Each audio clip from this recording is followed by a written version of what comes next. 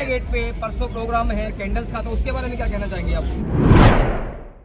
बिल्कुल निकालेंगे हम इस देश में कैंडल मार्च, लेकिन कैंडल मार्च के साथ साथ मैं यही बोलना चाहूंगा कि देश के लोगों को आज सीखना चाहिए कि आखिर हम कब तक सड़कों पर कैंडल लेके निकलेंगे,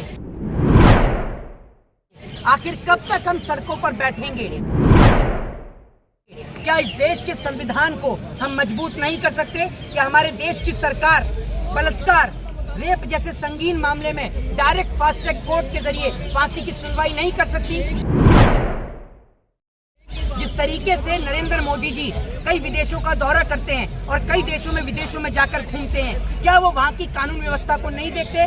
किस प्रकार से एक बेटी के साथ बलात्कार करने वाले को बीच चौराहे पर फांसी दे दी जाती है? वो इसलिए ताकि उस देश में वापस से कोई बलात्कारी पैदा ना हो सके। मैं ये कहता हूँ कि बलात्कार करने वाले को अगर आप बीच चौराहे पर फांसी देंगे तो किसी की इस देश में बलात्कार करने की हिम्मत नहीं हो सकती है। सर मेरा एक अंतिम प्रश्न और है आपसे जी, देश में आज हर आदमी लाइन में है, उस लाइन के बारे में क्या कहना चाहेंगे आप? देखिए, मैं आपको एक बात बताता हूँ, नरेंद्र मोदी सरकार ने किया ही क्या है, लोगों को लाइन में ही लगाया है। कभी नोट निकालने की लाइन में, कभी नोटबंदी की लाइन में, कभी राशन लेने की लाइन में।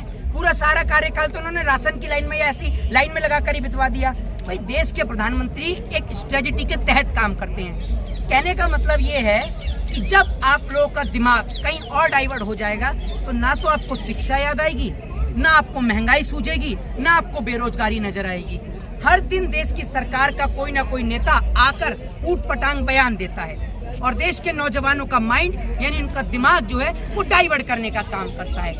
एक नेता खड़े होकर हिंदू राष्ट्र की मांग करता है तो कोई नेता कहता है कि हिंदू खतरे में है। जिस देश के अंदर आधे से ज्यादा की आबादी हिंदुओं की हो, उस देश में हिंदू कैसे खतरे में आ सकता है? जिस देश का प्रधानमंत्री हिंदू हो, जिस देश का गृह मंत्री हिंदू हो, जिस देश के राष्ट्रपति हिंदू हो, जिस देश के अंदर तमाम बड़े बड़े IAS IPS अधिकारी हिंदू हो, जिस देश के अंदर आधे से ज्यादा मुख्यमंत्री हिंदू हो, अगर उस देश के अंदर हिंदू खतरे में है तो तत्कालीन ऐसे प्रधानमंत्री को इस्तीफा देना चाहिए और हिंदुओं को खतरे से बाहर निकालना चाहिए।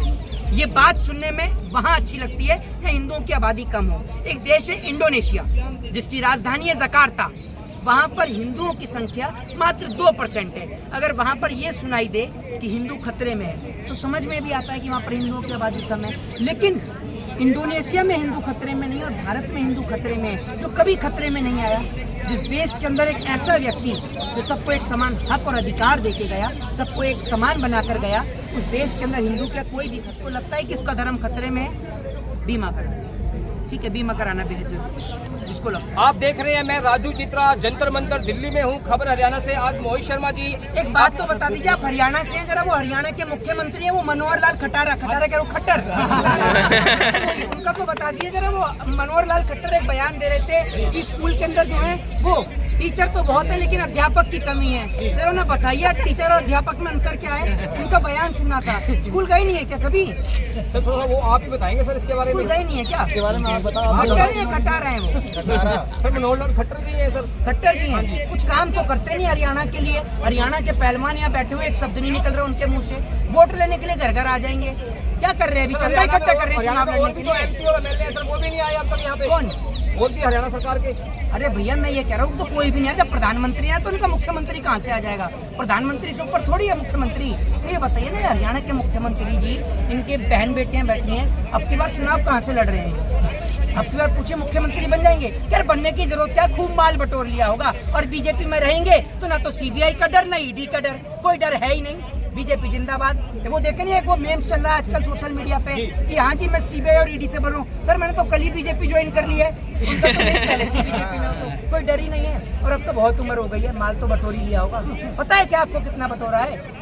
तो आप ही बता सकते हैं सर। मैं रिश्तेदार थोड़ी, आप हरियाणा से हैं और मोदी जी के स्पॉन्सर कार हैं। सर आप बता सकते हैं, मोदी जी ने कितना रख लिया। अब मोदी जी के बारे में लोग भी बहुत सारी बातें कहते हैं। लोग कहते हैं भाई मोदी जी के लिए ये कहते हैं, मैंने बहुत सारे लोग ये कहते हैं कि मोदी जी का ना घर है ना परिवार है, मोदी जी लूटेंगे किसके लिए? सर ये तो बताया भैया, गब्बर का भी कोई घर और परिवार नहीं था। गब्बर सिंह भी तो सबको लूटता था।